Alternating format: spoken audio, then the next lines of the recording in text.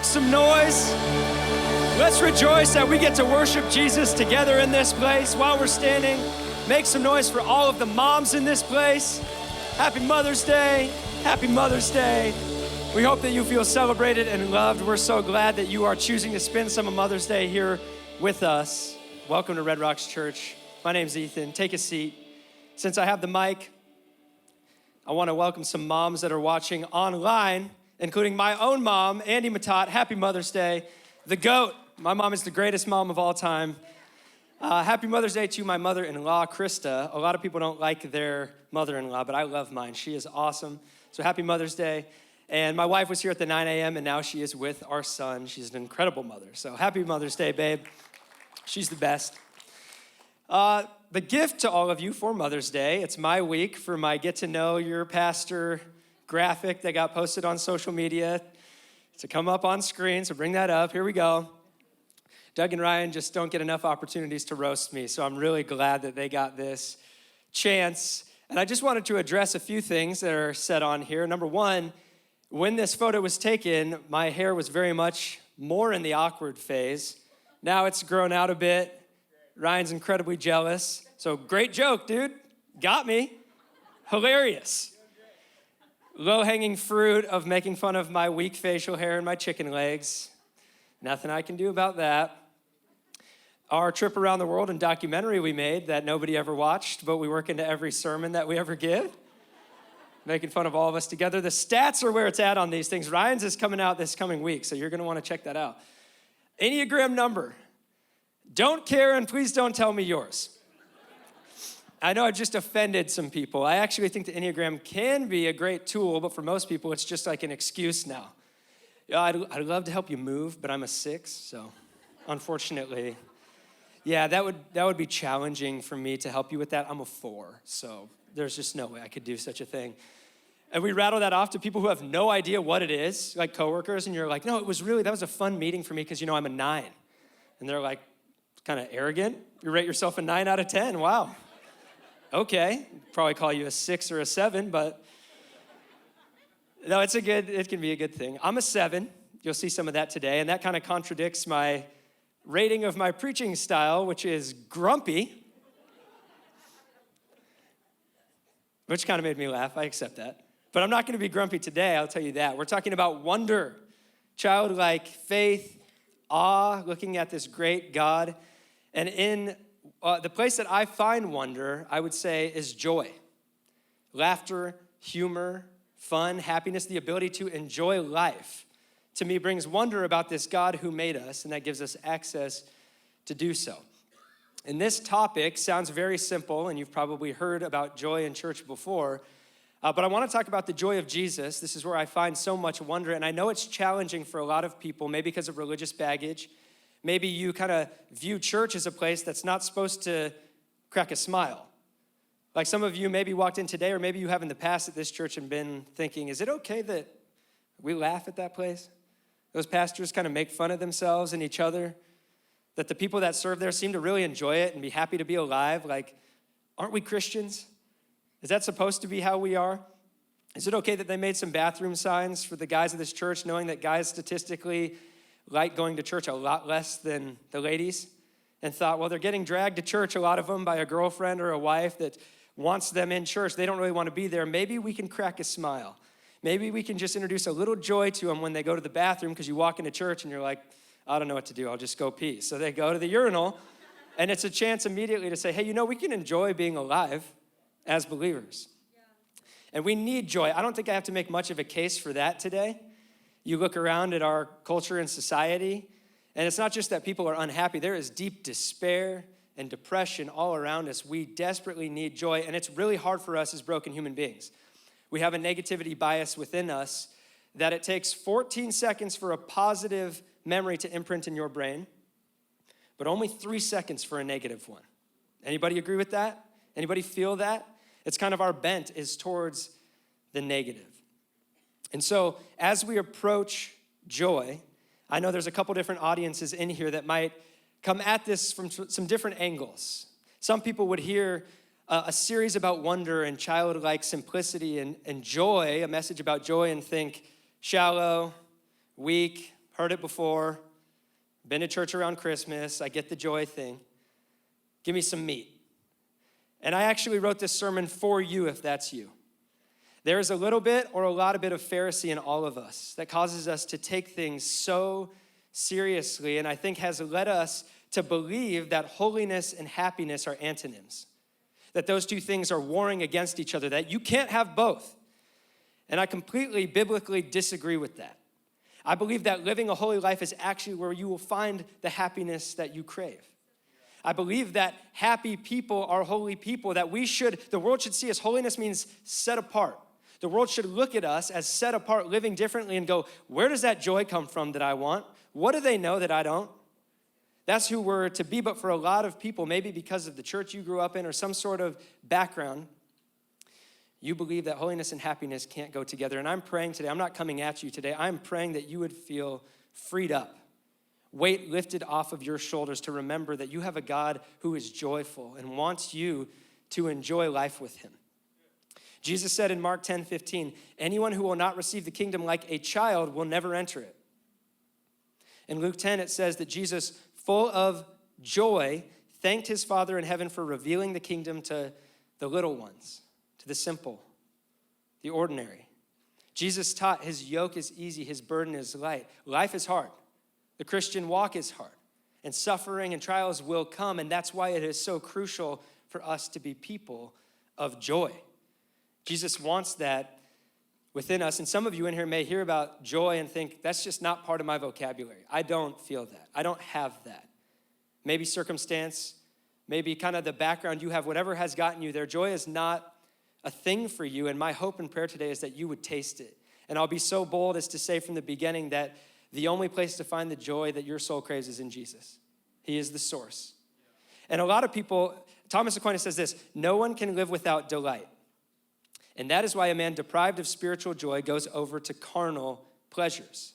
People will go looking for happiness, for joy. They'll find it somewhere. And we live in this narrative of the pursuit of happiness that I actually think is off. I think that we are all trying to be happy because God put that in us, but we are looking wherever we can, and it leads us in the pursuit of happiness to selfishness and destruction.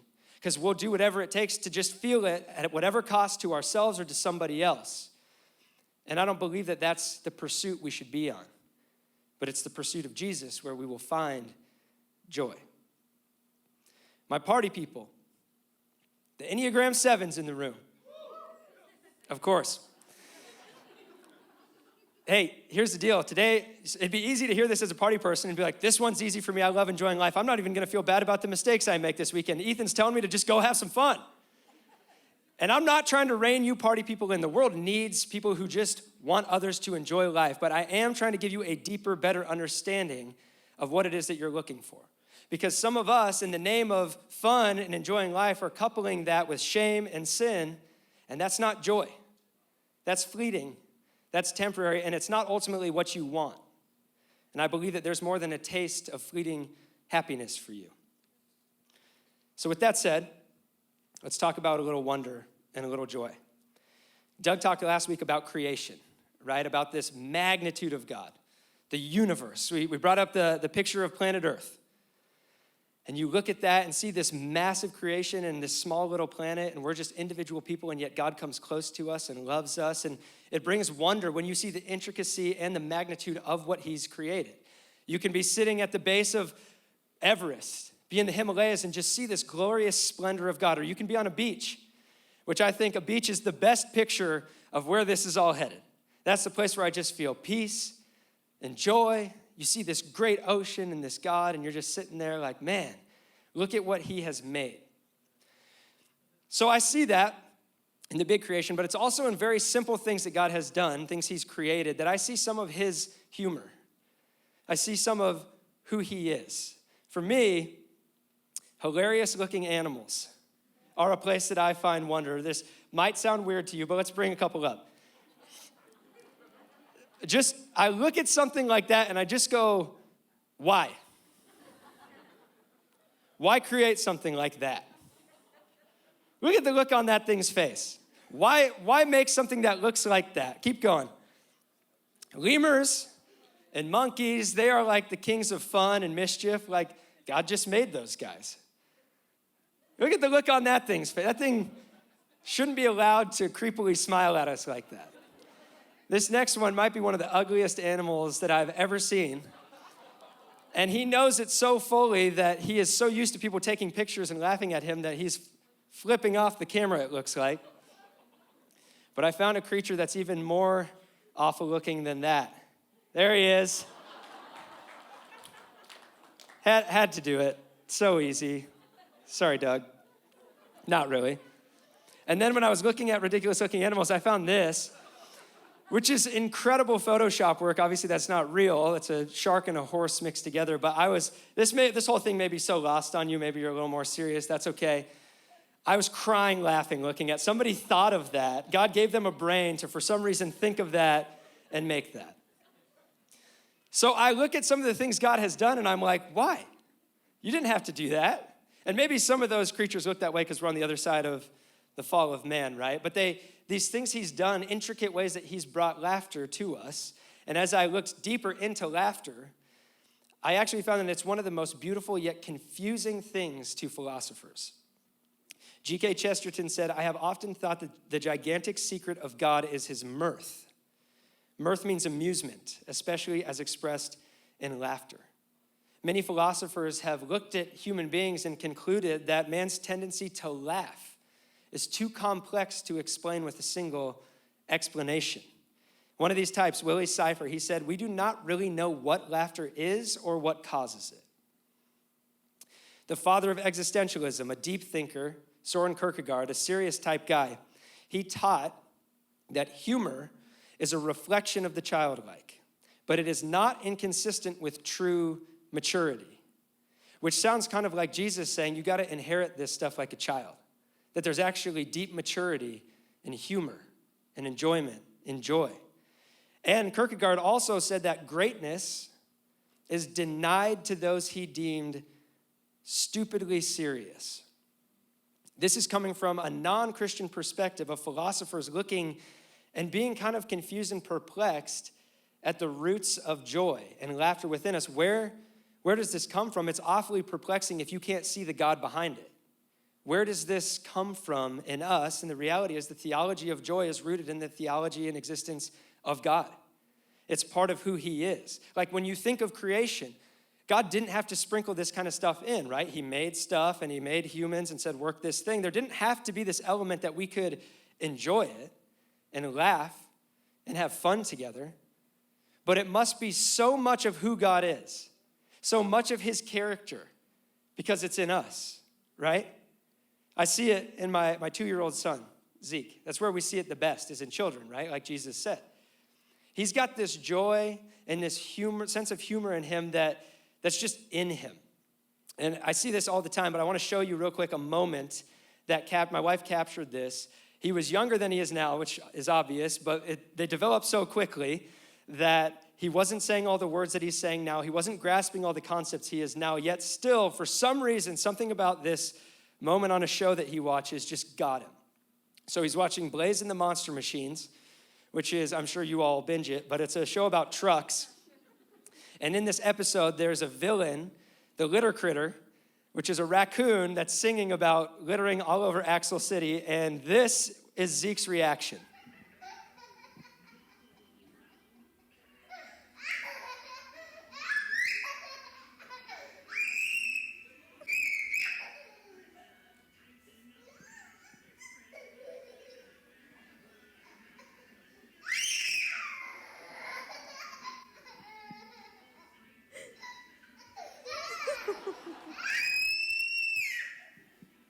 Laughing so hard that he literally just falls down. He'd never seen a raccoon before. Steph and I didn't teach him that littering, singing raccoons are funny, but something just struck in him. And I was hoping maybe those of you that are still not cracking a smile, maybe that would bring a little joy to you today, because there's also wonder, like deep wonder it brings to me when I see that in my son, and I just think, he's just got that. That's just in him. Oh, because he bears the image of the most joyful, most fun, most humorous, happiest being of all. That's who God is. And you may not have been taught that or believed that, but you can see it all through his story, right? Creation. He creates everything and he keeps saying, this is good, this is very good. This brings pleasure to me, this brings joy to me, seeing all this. And then he sets up the design of the garden. We joke about this a lot, but it's reality, right? Hey, here's an all-inclusive setup, a bunch of trees and beautiful landscapes and rivers, and you can eat as much fruit, all the best sugar, and you'll never get fat or sick. Oh, and you're the two best-looking people of all time. No need for clothes, just go have some fun. That's God's design of the garden. You can't hear that and not see joy and happiness and fun and pleasure are a part of God and what he wants for his creation. That's the reality. And to me, where I really find wonder is that on the other side of sin, we still experience this. That as broken, fallen human beings, kind of doing our best to burn this place to the ground, we still experience joy. And we smile and we laugh. It must be so much of who God is that it's still so present that even the effects of darkness and sin cannot stop the power of joy. That brings wonder to me. And we can see it in the Old Testament, this kind of dark, sad story a lot of the time. Early on, Abraham and Sarah, they are, in the Hebrew, they are described in age as good as dead. That is how old they are. That's what the Bible says about them. They are that old. And they've been told they're going to have this miracle child. So when they do, God says, name him Isaac, which means laughter. Don't ever take yourselves too seriously and don't ever doubt how whimsical and amazing and miraculous your God is. The Israelites have this rhythm of rejoicing. They go through hard times and they'll walk through the Red Sea. They'll come back together and they'll rejoice again. That's who our God is. We remember him. We're just going to rejoice, be filled with joy right now. Heck, King David was basically stripping and dancing in the streets, worshiping, right? That's in the Bible, rejoicing. And this thread keeps going. When the Israelites return from captivity in Babylon, they're back together and Ezra is reading the law to them and they are just weeping and mourning at how far they've fallen from God. And Nehemiah stands up and goes, hey, that's not what we need to do right now. We've done plenty of that. It's time to get up and smile and laugh and have some joy. Why? As he says, because the joy of the Lord is our strength. Not the law of the Lord, not the strength of the Lord. The joy of the Lord. That is our strength. Is there anybody in here who you just feel weak? Like life is just handing it to you right now? You need joy. That is the strength that you need, is the joy of the Lord. And ultimately, it leads us to Jesus. And that's what I want to talk about for a second. I want to do an exercise real quick I got from my guy, John Mark Comer. I want you to all close your eyes. Close them and picture Jesus. Jewish rabbi, dark olive skin, cool curly hair. You can peek if you need to remember what that looks like. Picture Jesus. Okay, open your eyes. How many of you, when you picture him, is he smiling, laughing? Put him up high, okay? So you guys, most of you watched The Chosen.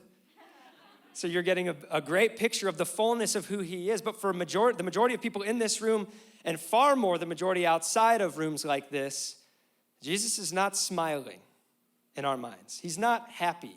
He's not happy about us in our minds. We kind of picture Jesus as this somber, angry, sad, downtrodden, zombie, ghost-like Jedi type dude that's just like, be healed. You are blessed. Blessed are you if you all would just listen to me. Like, that's how we picture him, if we're real. Like, he's just this mad or sad guy. And hey, Jesus is described as the man of sorrows. And that comes with the territory when you are absorbing all the sin of humanity into who you are. When you are bearing the weight of all of the sin and all of history, then yes, that's going to bring sorrow to you as you look around at what's happened to your beloved people. But he is also the man of joy. And we see that right when he arrives on the scene, right? The Christmas story. The angel appears to the shepherds and says, what? Behold, I bring good news that will bring great joy to all the people. Jesus simply being brings joy to people. his entrance into the world. And then he's described, Hebrews 1:9, it quotes back to Isaiah, who foretold the Messiah would come and be anointed with the oil of joy or gladness. He could have been anointed with the oil of a lot of different things, but we have him described to us from the prophets, anointed with the oil of joy. That's what marks him, the oil of joy. Jesus quotes that same passage in Luke chapter 4. He says he's bringing the oil of joy instead of mourning. Romans 14 says the kingdom of God is not a matter of eating and drinking, and people were fighting about the religious ways to do that, but it's of righteousness, peace, and joy in the Holy Spirit. That's what the king's reign looks like. Joy is a third of that equation, a huge part of who Jesus is. And when you read about Jesus, what was foretold about him and the life he lives and what people said about him, if you didn't have religious baggage, if you didn't have a church context of thinking that God is stuffy and uptight and angry at everybody, but you actually just read about Jesus, you would have to conclude that he is the most joyful, happiest, most fun, most hilarious human being that has ever lived, which makes sense because he invented humor. He's funnier than everybody. He invented joy. He's more joyful than everybody. He knows it better than anybody. That is who he is. And that's hard for a lot of us, if we're honest, right? There's a little Pharisee in all of us. And the Pharisees, they had the hardest time with this guy about a lot of things, and this was one of them. It clashes in Luke chapter 7. Everyone's questioning Jesus and rejecting him and complaining about him. And here's what Jesus says. To what then can I compare the people of this generation? What are they like? They're like children sitting in a marketplace and calling out to each other, we played a pipe for you and you did not dance. We sang a dirge and you did not cry. For John the Baptist came neither eating bread nor drinking wine, and you say he has a demon. The Son of Man came eating and drinking, and you say here's a glutton and a drunkard, a friend of tax collectors and sinners. But wisdom is proved right by all her children. So first, Jesus is kind of poking some fun at the complainers. Church people used to complain about a lot of things and be hard to please. So thankfully, that's not the case anymore. He's poking a little fun there, saying, I can't do anything right. I do this, and you say, that's not right, that's not enough. I do this, and you didn't do what we wanted you to do. I can't please you guys. John the Baptist showed up so serious and religious, and he prayed and he fasted. That's all he did. And then you guys were like, oh, he's possessed. But then the Son of Man shows up, eating and drinking, hanging with his friends, and you say, oh, he's just a glutton and a drunk. He's a lush. Take this in for a second. People literally did not believe in Jesus because of his joy. They rejected him. The religious rejected him as the Messiah because of how much fun he was having. Out at dinner, enjoying time with people, laughing, telling stories, creative stories to get people to understand what he was talking about. And the religious, they said, oh, this guy, they knew his reputation. Oh, his first miracle was changing water to over 900 bottles of wine at the most fun wedding of all time? And you want to tell me this rabbi was dancing with his friends? There's no way this man is holy, for he is far too happy. That was their conclusion about Jesus. They rejected him because of it. And when we read the Gospels, a lot of times some of this is lost on us, this part of Jesus, because, you know, we don't live in a first century Hebrew culture. So a lot of things we don't understand that he's saying that would have been funny and intriguing to people in that time and relatable more so than maybe here in the 21st century. But even so, we can see that Jesus is funny and he teaches. He uses hyperbole and he's witty. He says all of these amazing things and uses these funny methods to who he is. Now, the authors of the Gospels, this is the nuts and bolts of the story, right? So they're mainly focused on the cross and the resurrection, but still we see this side of Jesus. Elton Trueblood said, once we realize that Christ was not always engaged in pious talk, we have made an enormous step on the road to understanding. So I want to highlight to you some moments of Jesus where I see this peeking through. And these very serious seeming gospel accounts, where I see this joy, where I see him welling up some laughter and being funny and playful in some of the ways that he does things. Starting with the most famous conversation of all time, in John chapter 3. This is where we get John 3:16. Jesus is with Nicodemus, who is a Pharisee, one of the most serious people around. So they're talking, and Jesus tells him, you have to be born again. And Nicodemus kind of slips up and says to this rabbi, he goes, oh, you're telling me that I need to climb back up into my mother's womb? Happy Mother's Day. That is a bizarre thing to say. And Nicodemus, that's probably the most inappropriate thing he's ever uttered in his life. And I have to imagine Jesus has a little smirk on his face thinking, I'm loosening up a Pharisee.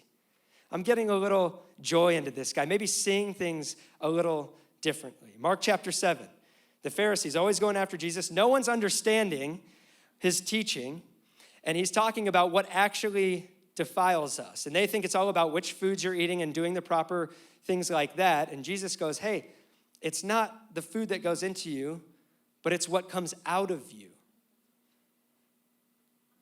And they're all like listening, and he's talking about our actions, right? Like how we live our lives. But the disciples, they're very simple, right? And they're like, what do you mean by that?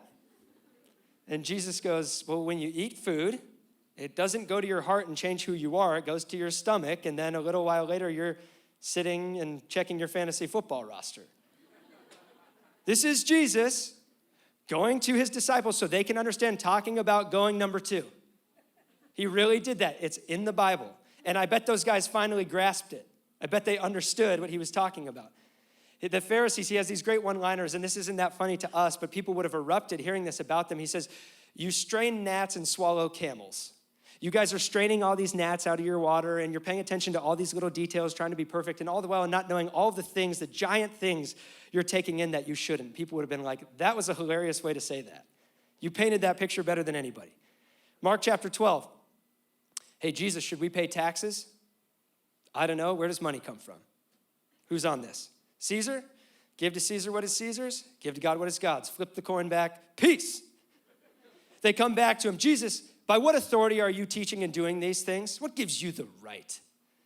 And he goes, you guys ask me a ton of questions all the time. So how about this? If you can answer one of mine, I'll answer your question. Okay, bring it on. John's baptism. Was that from God or from man?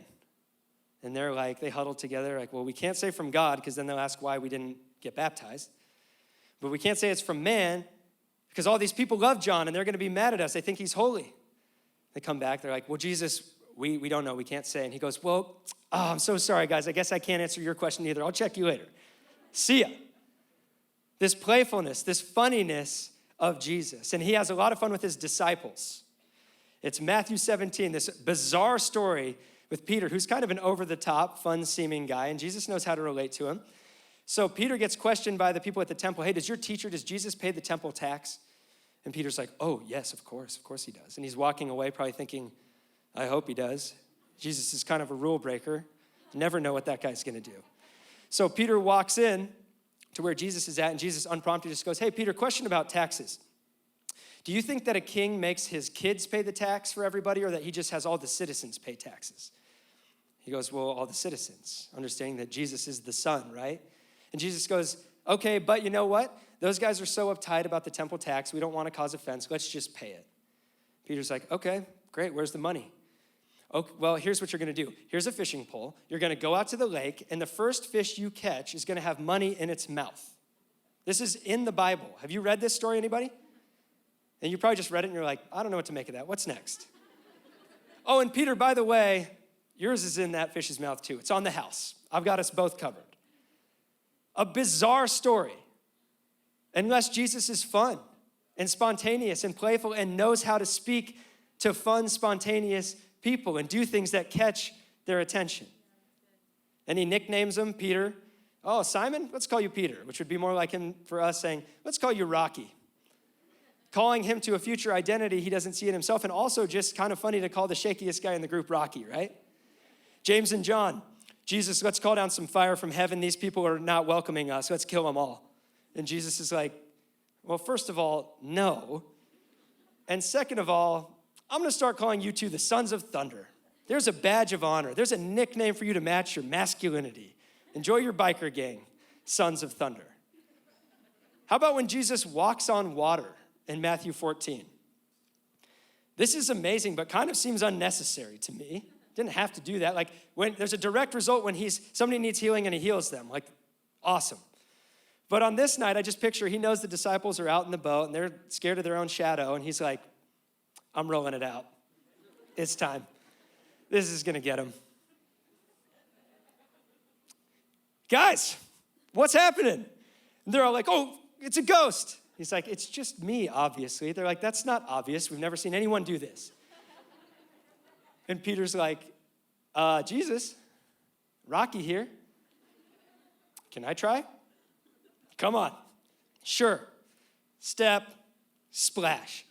And there are millions of sermons from that story. So many cool things that Jesus is doing. And I also believe it's a story that the disciples just looked back at and just smiled, just laughed. Their friends are like, what was it like walking with Jesus? Was it super serious all the time? Was he kind of hard to be around? They're like, you should meet this guy. This one night, we're out in our boat, scared to death, and he just shows up and scares us walking on water. And then Peter tries, and he just splashes in the water, and we had a good laugh about it. After the cross, resurrected Jesus is unhinged. This dude, he just conquered sin and death, right? So he's feeling pretty good. He's ready to just roll out resurrected life to everybody, and he's playful in doing so. Luke 24, he's walking, these two followers of his are walking on the road to Emmaus, and he starts walking with them, and they don't recognize that it's him. I don't know if he's like wearing a hat or some sort of disguise. Maybe they just didn't expect to see a dead man walking. And they're walking along, and he's like, so what are you guys talking about? They're like, oh, this, Jesus and everything that's happened. Never heard of him. What's the story? They're like, well, surely you've heard. Like, there was an earthquake. The temple curtain tore in two. This rabbi was killed. And he's like, tell me about it. I don't even know this guy. So they tell him, and they start to get towards the end of their journey. And he's like, well, I'm so sorry about your friend. I'll catch you guys later. No, come eat with us. So he goes in. He breaks bread. It's revealed to them. They realize it's him. He's back, and he vanishes. Just having fun with the disciples. Hey, I'm back. Resurrected life is here. And then he shows up on the beach in John chapter 21. And the disciples are distraught. They think everything is lost. They're out in the boat fishing, back to the old thing. And this guy shows up on the shore, and he goes, how's the fishing going? Terrible. Well, have you ever thought of this? Just throw your nets to the other side of the boat. They're like, yes, we have thought. Wait a second. We've heard that before. Holy blank is Jesus. And Rocky jumps out of the boat. He still can't walk on water. He's splashing his way in. And Jesus is there. He didn't have to go to these guys, right? Like, hey, remember when we were all friends, but then when things got hard for me, you guys all just kind of scattered? He didn't have to show back up here. And he certainly could have showed up angry, to guilt them, to come at them. He's about to hand the church to them. And what is he doing? He's cooking breakfast on the beach. He pulls an inside joke on his friends and then gathers them around to have a good time together like the good old days. And it says, because this is Jesus, that his disciples worshiped him in Luke 24 and then went back into Jerusalem, sent out with great joy. You remember when Jesus was accused of being a glutton and a drunk, and his walk-off line at the end was, wisdom is proved right by her children. He's looking at these serious, somber, religious people who are rejecting him because of how much he's enjoying life, and he goes, watch what happens when these bad people, these shallow, ordinary people that you all brush aside, watch what they do when they get my joy. Watch what happens when they take the good news that brings great joy to all people, which they did, filled with his joy, and we're sitting in this room 2,000 years later across the world because they did. We aren't being told you can enjoy life, but come on. We are commanded to be people of joy, to be filled with this contagious joy of Jesus. That's what the life of a disciple looks like. And all around us, there are people so disillusioned on this pursuit of happiness, right? Like I said, they'll look anywhere at whatever cost. We all will, because we all want to taste it. And the problem of the selfish and destructive roads that we keep going on, trying to taste happiness, is that we're going to the thing rather than the source trying to get the thing. You've got to go to the source wanting to be happy, wanting to be joyful, wanting to enjoy your life and have fun. That is God-given, but you've got to go to him to get it. It is a byproduct. Joy is a byproduct of the pursuit of Jesus. Where pursuing happiness is revealing emptiness to a lot of us, pursuing Jesus will produce joy in your life. Thanks. Worked all week on that. Appreciate the 9 of you.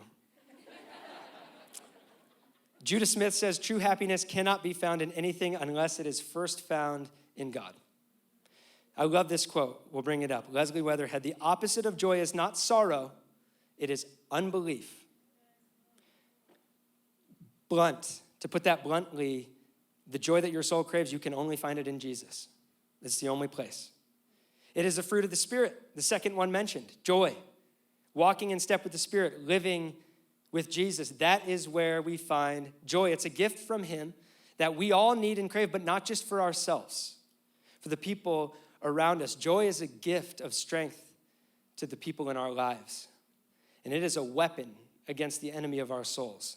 Listen to this quote from Earl Palmer. Joy is baffling to evil and always has been. Nothing is so troubling to the devil as the laughter of joy.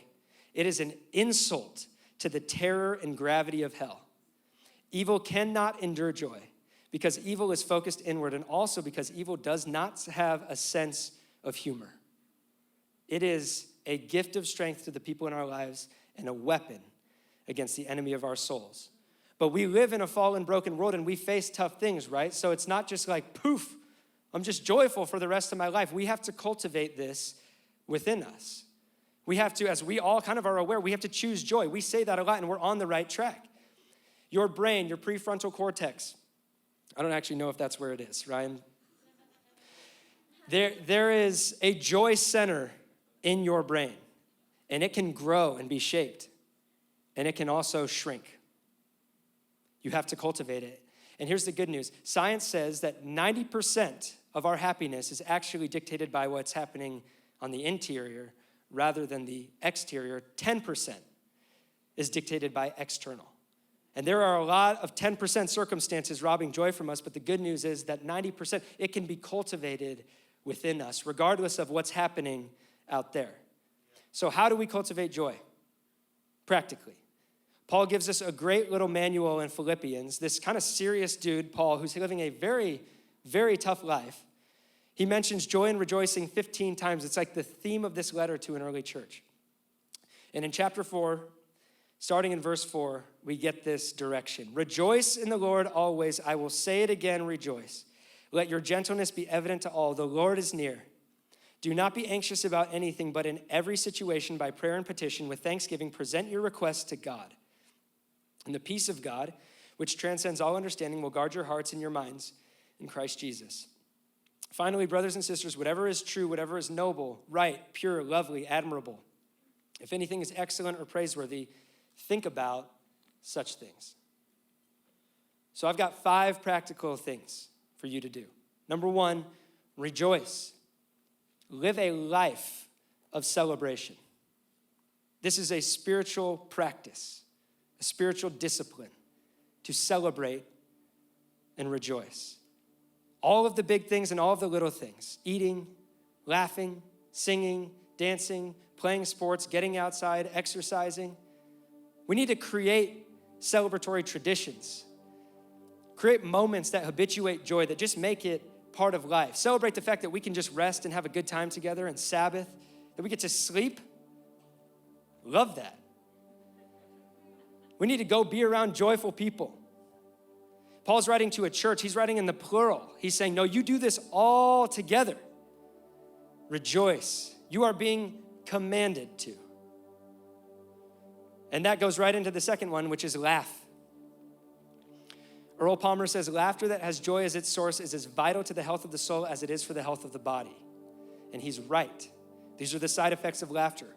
Boosts your immune system, lowers your stress hormones, decreases pain, relaxes your muscles, prevents heart disease, counteracts anxiety and tension, improves mood, and strengthens overall resilience.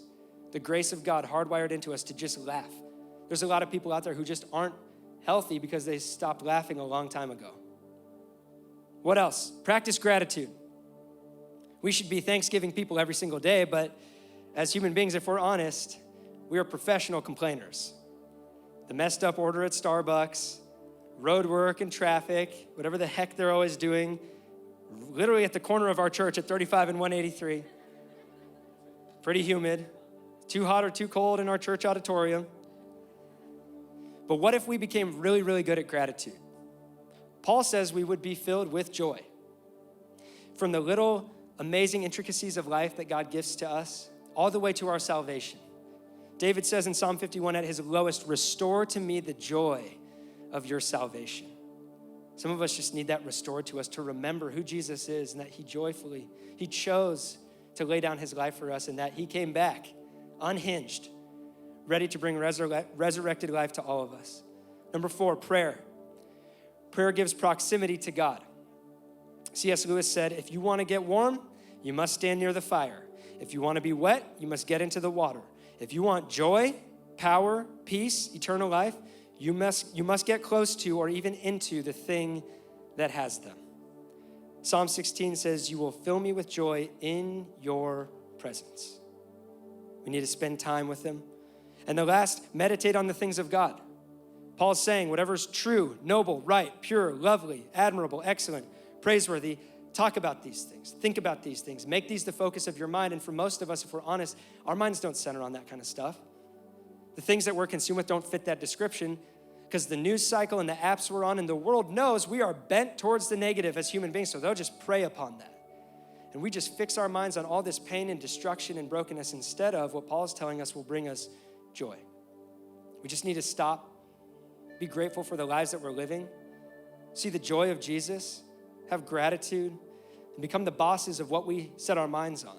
And I believe that renewal of our minds is gonna happen when we do those things. I believe that Jesus, he wants for this to go from just chasing a feeling to starting to choose an attitude and ultimately just to your state of being. And it should be a legacy for us as believers, that we leave a legacy of joy. This quote says it well. We owe it to the next generation not only to hand on a legacy of social and human concern for justice, love, faithfulness, and hope, we also owe the future generation a legacy of joy. And we owe humor too. Humor is the story that joy tells. Humor is the story that joy tells. We humans need the mirth of Jesus not to be humored, but to become more human, which is one thing that humor does to and for and in us. The humor of joy draws us near to Jesus so that we will want to trust in him more. We owe this humor to our children because however serious and heavy life is and can become, the greatest truth of all is this, that Jesus Christ, who gave his life for our salvation, is alive. And therefore, the word that pleases us more than all the other words is joy. It should be our legacy. And I'm not talking about superficial joy. I'm not talking about being Christians that refuse to acknowledge pain and that life is hard and just say, no, everything's great. Not at all. John Mark Comer says, spiritual maturity is the ability to live with your eyes wide open to reality, yet live in a state of joy. I find wonder when I see somebody whose joy does not match their circumstance. And I think, where the heck does that come from? How can you be that way right now? Not fake, not pretending, but truly in a state of being. When James says, consider it pure joy when you face trials, we're all like, yeah, right, dude. But what he's saying is, in the midst of the trials and the hardship and the persecution and the suffering, this is all gonna happen, but the joy comes in the reality of knowing that the faithfulness of God outlasts all of it. That's where you root your joy. Elton Trueblood said, the well-known humor of the Christian is not a way of denying the tears, but rather a way of affirming something which is deeper than tears. And it may not feel like this today, but joy is deeper within you and within creation and all of eternity than sorrow. How do I know that? Because there was a time when joy was untouched by sorrow. And there will be a time when there is no more sorrow. There is only the eternal well of the joy of Jesus. It is deeper within you than sorrow. Chesterton said, Christianity fits man's deepest need because it makes him concentrate on joys which do not pass away, rather than on the inevitable grief which is superficial. So the wonder of Jesus is, how could he break bread and drink wine and go to weddings? How could he have fun and laugh and be playful? How could he do all this when he knew and he saw this painful humanity, when he watched what was happening, when all the while this drumbeat for his life, the cross awaited him? How? How could he be joyful? Because he had the perspective, the eternal perspective, to know that joy is eternal. The pain, death, sin, this is all temporary. He knew that. And that's why he told stories of the lost coin, the lost sheep, the lost son, that all end in what? A celebration, a scandalous celebration that the religious had a hard time with. Who throws a party for a sinful son coming home? God does. That's who he is. He is the ultimate party person. So Jesus changing water into 900 bottles of wine is just giving us a glimpse of eternity. Because do you know in Revelation where this all ends up? The wedding supper of the Lamb, a wedding reception. That's where this thing goes. And I love going to weddings. I love at weddings reminding people, we're just getting a picture right now tonight as we celebrate together. We're getting a picture. As these two come together, we're getting a picture of the ultimate, where Jesus is brought together in perfect love and harmony with his beloved people. And you may hear the practical things. You got to get close to him and have gratitude and think, well, you always say that stuff in church. But I bet if you tried it and understood the posture of Jesus, that you would find the joy you're looking for. The problem for most of us is we go about those things or just choose not to because we don't expect to get joy because we don't think he's joyful. But Jesus is described as the bridegroom in this whole thing. This wedding supper is coming, and he is described as a groom. So I want to end with just a silly, but I think very true representation of the posture of Jesus towards his kids coming to him. What he actually feels, and beyond what I can even explain, the posture of a groom. If you've ever been to a wedding, you have seen grooms. And they don't tend to be very stoic and serious and down. And if they do, look out for that marriage. This is me at my wedding. This is before I turned into John the Baptist, clean shaven, short hair. Look how high off the ground I am. Here's me and my wife at our reception. We're just smiling, partying, enjoying the fact that we're at our freaking wedding. And we're getting a taste of eternity on a night like that. Here's Doug's wedding. Look at the smile on his face. That's the posture of a groom. And it's contagious because Ryan and I are having just as much fun. This next picture, this is one of our best buddies, Zach, and this is an iconic photo to me. That is a groom in a picture. There's no sadness. There is only celebration and joy in that photo. That is how a groom feels on his wedding day. Derek from our safety team. Derek is the most chill, unfazed person I think I've ever met. You could tell him literally anything and he's like, cool, man. Just so cool. He's in the military. This dude has joy on his wedding day. He's dancing, he's pointing, he's having a blast. He's letting loose. That's what a groom looks like. Our Baylor Bash Bros from the production team all got married in the last year. And I got to go to their weddings and just be reminded again of where this all ends up. Look at Bryce. Now Bryce is always smiling, but he was on steroids of smiling that night. So much joy on that face. Next up is Tyler. Tyler's a super chill, kind of laid back dude, but not at his wedding. Not on this night. He's having the time of his life, and we'll finish with Scott. Maybe the best picture of a groom right there. Gathered with his people, just celebrating, filled with joy. That is the posture of a groom. That is who awaits you. Is Jesus the man of joy, playful and fun and celebratory, who throws parties, and the ultimate one awaits all of us. So I pray that on this side, it would go from chasing a feeling for you to starting to choose an attitude that ultimately leads to your state of being. That you would get close to him and find gratitude. That you would build celebration as a spiritual practice into your life. That you would remember the big picture, the wedding supper of the Lamb. So will you stand to your feet? We're gonna sing and we're gonna rejoice together as a family.